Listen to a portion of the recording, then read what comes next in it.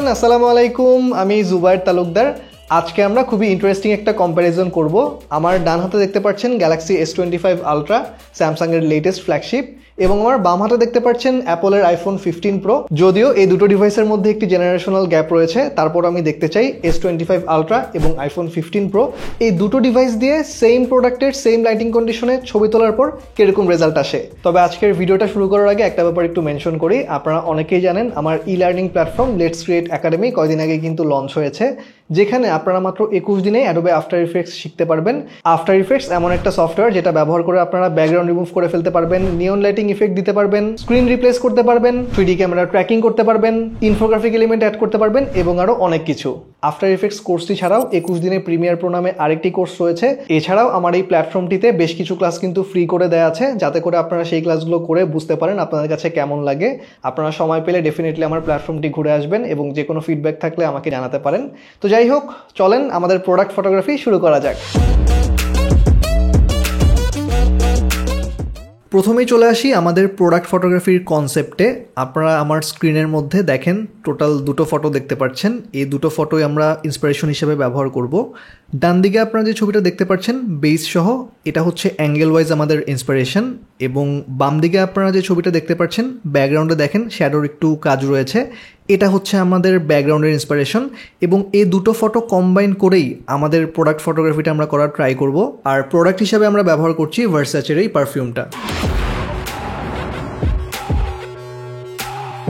চলে আসি শুটিং সেটে। আমরা এই টেবিলটার উপর প্রোডাক্টটাকে রেখে তারপর ফটোগ্রাফি করব। সো আমি এই জিনিসগুলোকে সরিয়ে নিচ্ছি। আর ব্যাকগ্রাউন্ডে আপনারা যে সলিড ওয়ালটা দেখছেন, এটা হচ্ছে আমাদের মূল ব্যাকগ্রাউন্ড। প্রোডাক্টের নিচে রাখার জন্য আমি বেস হিসেবে এই পাওয়ার ব্যাঙ্কটা ইউজ করছি। মূলত দেখেন এর সারফেসের উপর খুব সুন্দর একটা ব্ল্যাক ম্যাট কালার রয়েছে, যেটা দেখতে ভালো লাগবে। তো আমরা এই পাওয়ার ব্যাঙ্কটা রেখে এর উপরে প্রোডাক্টটাকে রাখবো। ট্রাইপড হিসেবে আমি ব্যবহার করছি ইউলানজি MT44, বেশ কাজের একটা ট্রাইপড মোবাইল ফোনের জন্য। এখন সবচেয়ে ইম্পর্টেন্ট পার্ট, সেটা হচ্ছে লাইটিং।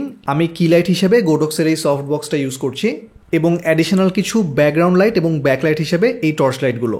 প্রথমেই রুমের অ্যাম্বিয়েন্ট লাইট অফ করে দিব এবং কি লাইটটাকে পজিশন করে অন করে দিতে হবে। আমি লাইটিং এবং ফ্রেমিং ঠিক করার জন্য আপাতত আইফোনের ক্যামেরাটা ব্যবহার করছি। যেহেতু আমরা একটা প্রোডাক্ট ফটোগ্রাফি ট্রাই করছি, এজন্য আমরা টেলিফটো রেঞ্জে চলে যাব, অর্থাৎ 3x ক্যামেরাতে সুইচ করব। এখন এই ফ্রেমটাকে বেস ধরে আমাদের প্রোডাক্টটাকে রিপোজিশন করে যেভাবে আমরা চাচ্ছি সেভাবে কিন্তু পজিশন করে ফেলতে হবে, এবং আমি কারেন্টলি সেটাই করছি। ফ্রেমিংটা হয়ে গেলে আমি এই টর্চ লাইটটা নিয়ে নিব এবং এটাকে অন করে আমার প্রোডাক্টের বাম দিকের যে অংশটা আছে এটাকে লিড করব। এবং আপনারা দেখতেই পাচ্ছেন খুব সাটেল একটা ডিফারেন্স ক্রিয়েট হয়, বাট ব্যাকগ্রাউন্ড থেকে আমার প্রোডাক্টটাকে সেপারেট করার জন্য এই ব্যাপারটা কিন্তু ইম্পর্ট্যান্ট। এরপর আমি আরেকটা টর্চ লাইট নিয়ে নিচ্ছি এবং এটাকে আমার প্রোডাক্টের একদম পিছন বরাবর বসিয়ে প্রজেক্ট করব। এর ফলে আমার প্রোডাক্টের পিছন থেকে খুব সুন্দর একটা লাইট পড়বে এবং প্রোডাক্টের ভিতরের গ্লাসটা জলজল করতে থাকবে। দেখেন এই লাইটিংটার ফলে কিন্তু প্রোডাক্টের উপর বেশ ভালো পরিমাণ ডিফারেন্স ক্রিয়েট হয়েছে। এরপর একটা ট্রাইপডের উপর আমি আরেকটা টর্চ লাইট বসিয়েছি এবং আমি এটাকেও অন করে দিব। এর ফলে আমার ব্যাকগ্রাউন্ডের একটা পোর্শনের উপর আলো পড়বে এবং দেখেন এই জিনিসটা দেখতেও কিন্তু বেশ ভালো লাগছে।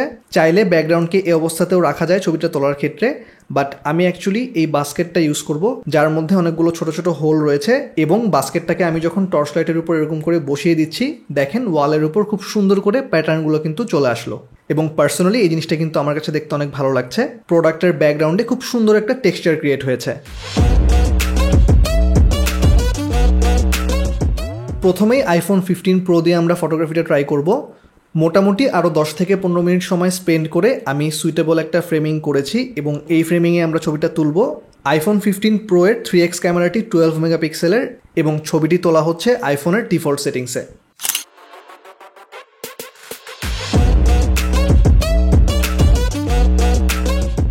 এখন চলে আসি গ্যালাক্সি S25 আলট্রাতে।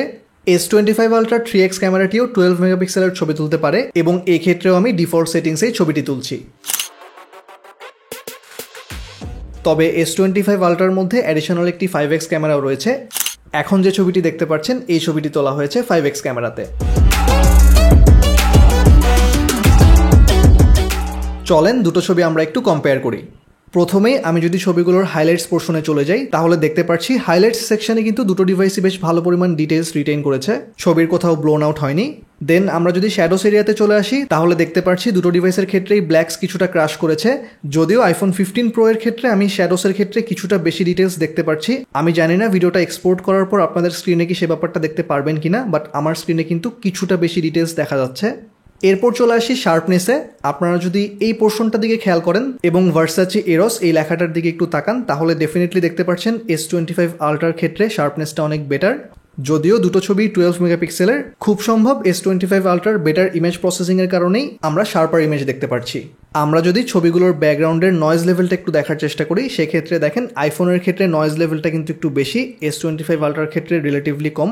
এবং ওভারঅল আমরা দুটো ছবির ক্ষেত্রে এই হোয়াইট ব্যালেন্সটা যদি একটু খেয়াল করি সেক্ষেত্রে আইফোন 15 প্রো এর মধ্যে আমি একটু গ্রিন টিন্ট দেখতে পাচ্ছি, ওয়ারেস S25 আলট্রার ক্ষেত্রে আমি কিন্তু একটু ম্যাজেন্টা টোন দেখতে পাচ্ছি। বাট এই জিনিসটা আসলে মেজর কোনো ইস্যু না, এডিট করার সময় খুব ইজিলি কিন্তু এই ব্যাপারটাকে ফিক্স করে ফেলা যায়। সো আমাদের আজকের এই ছোট্ট টেস্টের উপর ভিত্তি করে যদি প্রোডাক্ট ফটোগ্রাফির ক্ষেত্রে কম্পেয়ার করতে হয় S25 ultra 3x versus iPhone 15 pro 3x, সেক্ষেত্রে ডেফিনেটলি S25 আলট্রা 3x কিন্তু বেটার পারফর্ম করেছে। তবে এই ব্যাপারটা কিন্তু খুবই স্বাভাবিক এবং এক্সপেক্টেড, কারণ আইফোন 15 প্রো হচ্ছে এক জেনারেশন আগের। সো S25 আলট্রা কিন্তু এক্সপেকটেশন ওয়াইজই রেজাল্ট দিয়েছে। আর লাস্টলি একটা সাইড বাই সাইড কম্প্যারিজন, যেখানে বাম দিকে আপনারা দেখতে পাচ্ছেন S25 আলট্রার 5x ক্যামেরাতে তোলা একটি ছবি যেটা 12 মেগাপিক্সেলের, এবং ডান দিকে আপনারা দেখতে পাচ্ছেন আইফোন 15 প্রো এর 3x ক্যামেরায় তোলা একটি ছবি। তো এটাই ছিল আমার আজকের ভিডিও। আমি আশা করছি গ্যালাক্সি S25 আলট্রা এবং আইফোন 15 প্রো এই দুটো ডিভাইসের প্রোডাক্ট ফটোগ্রাফিতে কীরকম পারফর্ম করে সেটা সম্পর্কে আপনারা একটা ভালো ধারণা পেয়েছেন।